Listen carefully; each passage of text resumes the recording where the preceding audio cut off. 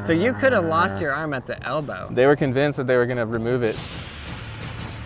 All right, guys, we are here today with the incredible Adam Emery, and he's going to tell the story of his bionic arm, if you will. So I was born in the Bay Area, Newark, California. Shout out Newark, sorry. Newark, they have a skate park now. When I lived there, they did not have a skate park. So I moved out of Newark in 2001 and I landed here in Manteca, California. And I was so excited to come down here to this skate park, just knowing that there was one here. Yeah. And when I showed up, we had Walter, Tall Can Dan, and the locals that were very roughneck, if you were to say that politely. A little rough around the edges, Walter. A little rough around the edges, Walter, is the best way to put it. And they showed me what skateboarding was, because this is a very heavy BMX town. We have a BMX shop, Dance Comp, Anderson Bike Co. They're all heavily involved in the scene. We have a BMX park for traveling, racing competition. So aside from that, it's an action sports town. Wow. So along with that, we had the all wheels are welcome laws applied to our skate parks. So we have everybody skating 24/7. So That's cool. Skate parks are a thing out here. They weren't really a thing for us in the Bay Area. So we're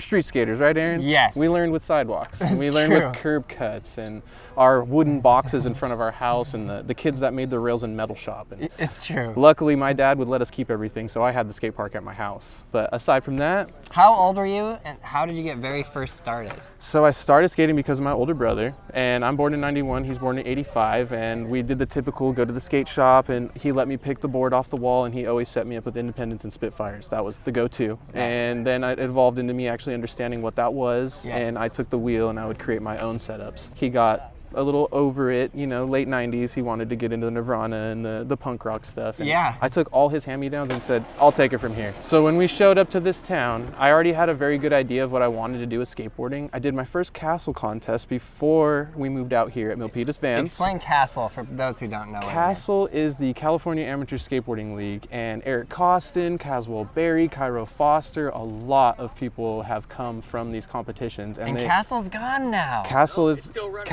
No way. Castle's gone in NorCal. Castle does SoCal competitions still, but back then we got to do some kind of a contest series, get these kids going on. I heard Castle's trying to scratch the surface at getting back into NorCal, but they're okay. So I think that ball's rolling. So with our help, I think we can get that going a little faster. Shout out Castle. Thank you for bringing kids into skateboarding. It is a very good example of how an after-school activity can involve skateboarding, same way as soccer, basketball, and football, and how you can apply yourself to something that helps you build your self-confidence, your follow-through, and show you a lot of life lessons that you don't really understand that you're learning directly until you get to the age where they're applied. And I learned these in the moment. So the follow-through, the pick yourself back up and try again. You're going to apply this stuff when you're in a job format, whether or not you realize what you're doing. That's right. And skateboarding taught us that. That's right. the coolest part.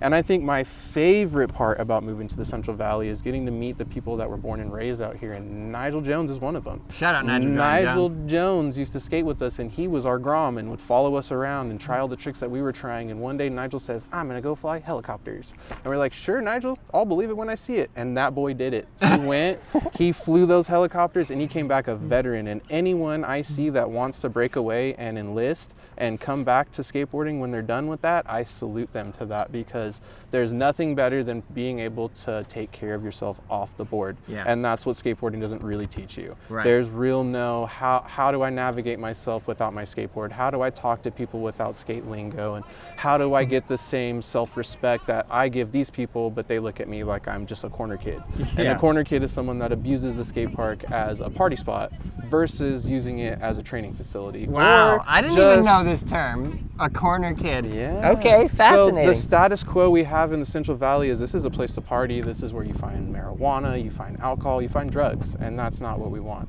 This is an all ages place. This is where we come to gather and we come to respect each other and we come to be that kid at heart. The reason why we started skating, that crack in the ground that you do a little ollie or you actually lift up and let your back wheels hit it and it slaps up into your back foot. That's right. Those are the things. It's the wheels on the ground moments that bring us all together. It's not the tricks. So you're skateboarding, and now you're in this environment in Manteca, and you got really good. How did you get so good? Following people like Walter around and following the BMXers around and just looking and seeing what they could show was possible and then taking it to the next level. Like, whoa, there you guys are doing it on a bike. Maybe I could do this on a skateboard. Yeah. And I actually learned how to wax ledges from the BMXers. They showed me about lacquer. They showed me about rub rig. quick, and it was a real inspiring situation. This skate park here had no coping when I showed up. So we actually grinded on cement like we do in the streets. And our first upgrade was getting coping. Yeah. So they did that for us, and now we're investing into another skate park that is going to be plaza based. So here we are 10 years later.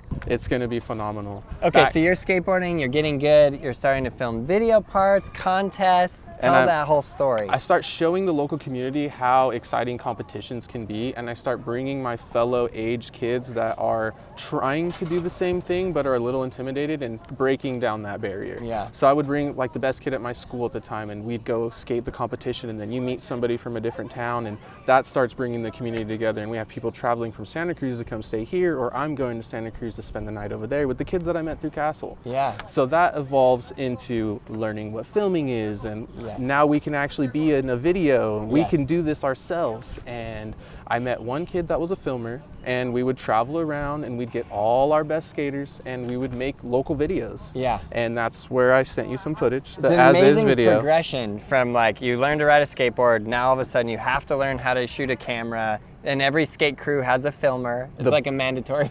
The building blocks of skateboarding are amazing, and I feel going from the in front of the house to going to the competition to meeting up at the skate park to warm up and then going to your local spot and actually getting your clip. That's the biggest pat on the back that I've ever felt from skateboarding. Yeah. Getting into the injuries that come along with skateboarding. Yeah. That's the follow through, that's the push yourself, that's the get yourself back up and try again. You roll your ankle, you get intimidated, you break your ankle, you got to take a step back, regroup, and it almost teaches you how to skate again in a different way when you come back. Yeah, that's right. It's a different mentality. I snapped my arm in the warm-ups for the Mountain Dew Flow to Pro competition. I had placed second in the year before, so I was very motivated to come back and like, this is my year. I'm gonna do it. That's how Ryan Scheckler got his introduction to skateboarding. So from my perspective, that contest series? Yeah, he was the Flow to Pro. So it works like this: local competition, you win that, you go to the PlayStation, or is the Toyota Challenge was the second stop. So you go to the Toyota Challenge, you skate against all the other competitors that won their qualifier, and that brings you to the PlayStation Pro. Wow. If you make it to the PlayStation Pro, then you actually get to skate with the pros, you're on TV, and in my eyes was the biggest form of a college scouting perspective in skateboarding. Yeah. If you didn't get a sponsor from that, then you weren't really going to do anything with It's skateboarding. funny because there's no structure. It's not like skateboarding is built into the school system, although I would love for it to be that way. But football is, and then you just have like from high school to college to pro. Skateboarding doesn't. We had a small dose of that with a fellow skater who was a judge for Castle. His mother was involved with this Fresno community, and we actually did demonstrations in 2006 for kids during their cafeteria break. Whoa. We brought a half pipe out, we brought a flat bar out, and a shoebox full of stickers and just handed out to the kids and showed them what skateboarding was. So cool. That brought us to work with the city of Firebaugh, which is north of Visalia, Fresno. We did the ribbon cutting, we did a demo, and we showed what skateboarding does for the community. That's and awesome. this, I think, was way ahead of its time. So now you've taken that to a whole nother level. So I can't thank you enough for what you're doing and just showing the growth in skateboarding from the starting point, because the starting point is the most important part. If you lose it then and you lose the passion then you're not going to follow through with it. You'll move on to something else. But it's that spark that kindles. The skateboard is the fountain of youth, is what I've found personally. Right. And I feel every time I step on it, I'm in a younger version of myself. I don't feel like a child, but I'm in a younger version of myself, and I feel invincible. Right. Skateboarding is so powerful. So then you're getting really good, you're doing these contests, and then, so tell the story, like look at this arm. So we had so intense. 12 screws and 2 titanium plates inserted into my forearm. 12 screws and 2 titanium plates. So there's 2 bones that make up your arm. You tell, you know better than me. 2 bones in your forearm, the ulna and the radius. I snapped my forearm 2 inches below the elbow. They said it's the hardest part of your arm to break. I snapped it, and both the bones came out the skin. They wanted to amputate my arm at the elbow. No doctor wanted to deal with me. They said that I had dirt in my bone marrow, and they were convinced that it was gonna die from gangrene. So I was on the gurney for 8 hours while they're calling all these different doctors trying to see who would be down to fix my arm. I'm in Santa Clara, San Jose. They got a hold of somebody from San Diego who said, I'm down, fly me out and I'll try. What? So 5 vials of morphine later, Adam is almost asleep at this point. A man shows up, fixes my arm, and sends me on my way. So okay, you're skateboarding. You try a frontside flip over a pyramid. Over the top, not the corner. Right, over the top, and then Just tell me what occurred there. And then there was dirt in the bone marrow. Dirt from the skate park in my bone marrow, yeah. So frontside flips, you catch it 90 like Andrew Reynolds, feel like you're on top of the world. Because you are. And you land, exactly, you land it, you pivot in, but I over pivoted on my 90-degree turn, and I shot myself backwards down the pyramid, put my arm out to save myself, and it snapped like a 2x4. It sounded like somebody broke a brand new board. And I've had a lot of spills where I quote unquote black out, and that was one of those moments where I closed my eyes and I woke up and I looked and my board was perfectly fine sitting in front of me. So I was like, okay, that's not what I heard. So I pulled my arm out from behind me and it was swaying like a flag in the wind. And instantly knew something was wrong. My big brother picked me up like a baby and ran me to my parents in the parking lot. Both the bones came out the skin and we were hesitant on waiting for the ambulance, so my dad drove me to the hospital immediately. We talked with the doctor and he's convinced there's no saving the arm, so they get on the phone with somebody from San Diego and they fly him out to me. I have to wait in San Jose for him to show up. At this point, they're telling me there's real no saving your arm. You might have to learn how to write with your left hand, you know. What? Yes, I think my favorite part of the experience is they're like, let's get you something while you're waiting. They brought me a Nintendo GameCube. There was no way I was playing video games at this point. He said. They pulled in the AV tech. That's they had the funny. TV. Why is that so not funny? But it's so funny. So my dad We got something to make you feel better. Here's a Nintendo GameCube. Wah, wah, wah. So you could have lost your arm at the elbow. They were convinced that they were going to remove it. So the doctor came, he said, no worries, we're going to clean it from the inside out. We're going to put these metal plates in and we're going to send you on your way. Come back to us and we'll see where you're at in a couple months. 10 months go by, I go back for my second opinion and they tell me that the location of the plates is not permanent. Yeah. That if I were to continue with my life, I would have a lot of trouble. So they recommend that I get these plates taken back out. Yeah. So after quitting skating for 10 months, I had to wait another year. It was my first hiatus from skateboarding. 2-year break. Year? Another year away. Okay, so they cut this open, they put the bones together, they put 2 titanium plates and screws. See, now I just had my first surgery, now I feel like I'm somewhat like You feel like a doctor. It's terrifying, It's insane. Okay, they put this together, and then later on, they have to open it up again, take the plates out. There's your second incision line. Oh, and look at how many stitches. And this actually wasn't healed if you want to get close to that. This wasn't healed when they opened it up the first time, and it just started opening. So they're like, oh, put some medical tape over it. And they're like, we're going to have you wait like 2 more weeks, come back. What? Yeah. They laced me up like a shoe. It was 1 stitch the whole way, Aaron. Wow. It was insane. So I was already very motivated. I had sponsors. When I was in the 8th grade, I got on Duff shoes. Through a local company. They had boards called Lifeline, which is very ironic because it looks just like Revive, but they died off. But that was their thing, the heart logo. The dude was a radiologist. So he wanted to use some of his money from radiology and start a skateboard company, and he found me at Ripon Skate Park out of all places. Wow. Took me to ASR in 2006, got to meet all the people. It was the heyday. 2006 was a real big year for skateboarding, an ASR trade show. Yes. So that opened my eyes, and you would think an injury along the lines of that would stop somebody in their tracks, but it made me want to skate even more. Really? Yes, for sure. So after I got done with the Lifeline boards, I actually started my own board company called Sabotage. And every day after school, it's my senior year of high school, I would sell boards at the skate park and do lessons. And I called it the fundamentals of skateboarding, and I capitalized FUN just to bring the youth in. My mom works at Safeway, and she got everyone in the local community to get their kids to enroll.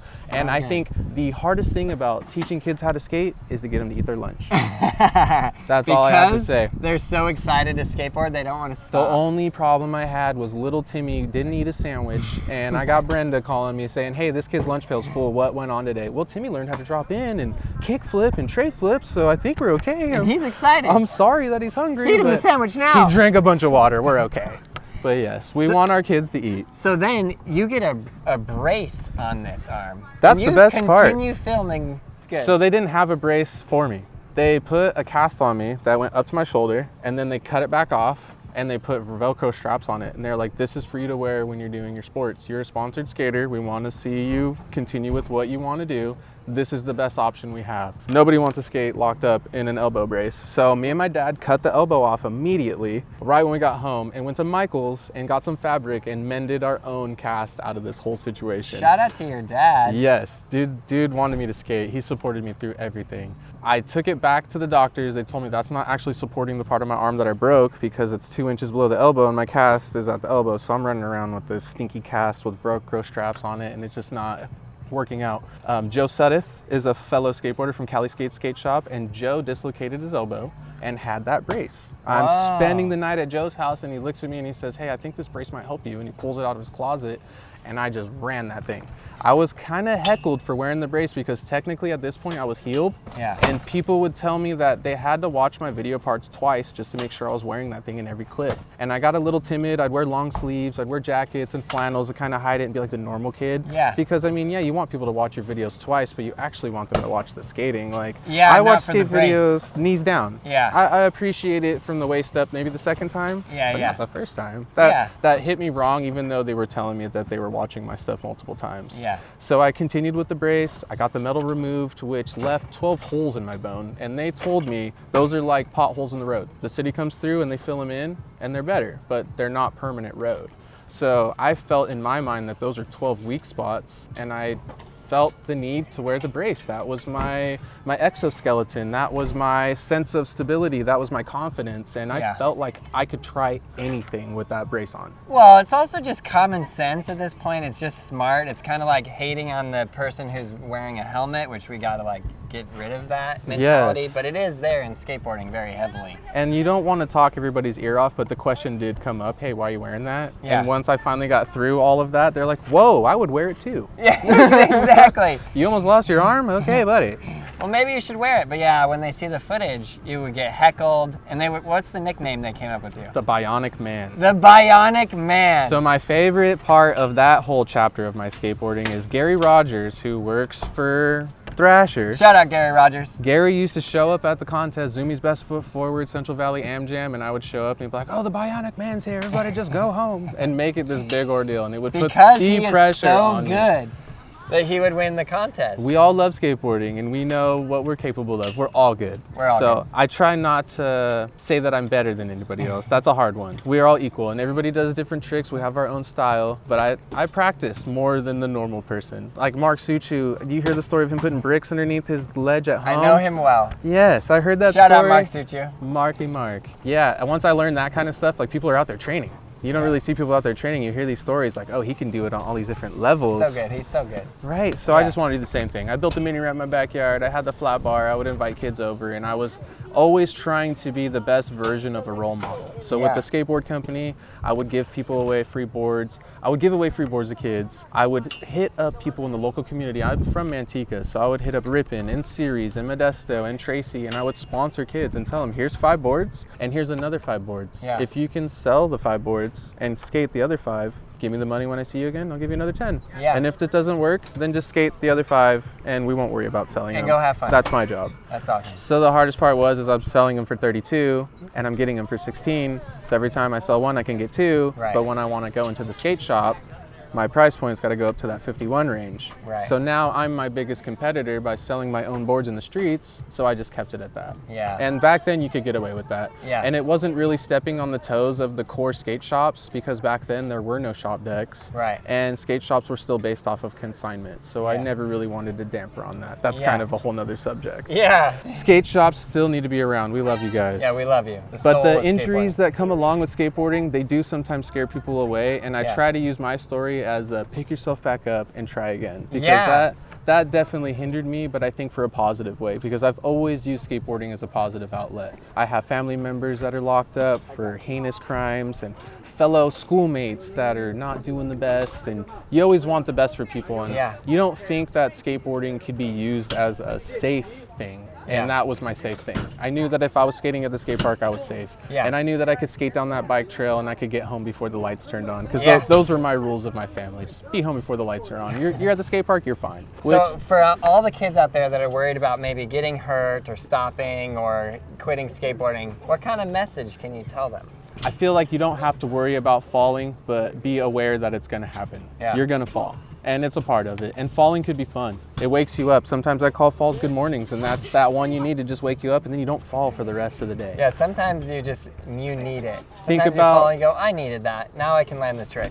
Think about the ground before you hit it, but don't stop yourself from trying that trick.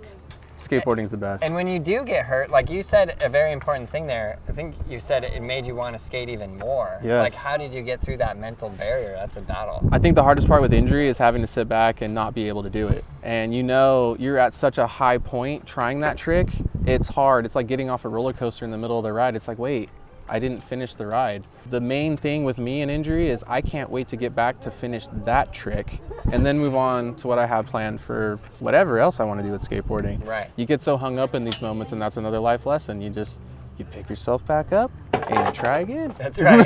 That's right. That's a key thing. I think it's so important because just like you said, in life, those lessons carry over. You didn't get the job. You didn't get the girl. It's just like the kickflip you didn't land. Exactly. Keep going. Exactly. You will get it eventually. Oh man, and there's some tricks that I tried and walked away from, and I see younger kids do them in their video parts, and I'm like, yep, that happened for a reason. He needed to do it. He needed to do it. I didn't need to do it. Well, I love that story. Thank you so much. Hey, thank you, Aaron. And just thank you for being here and being a positive part of this community. Manteca deserves it. We're a little black hole off the 99, and we deserve the publicity that the skate community can give us. You know, you drive from LA to San Francisco, everybody takes I-5, maybe take 99, show up to Fresno, go to Modesto. We got some skaters out here that can have fun. All right, well, thank you so much. Again. Yep.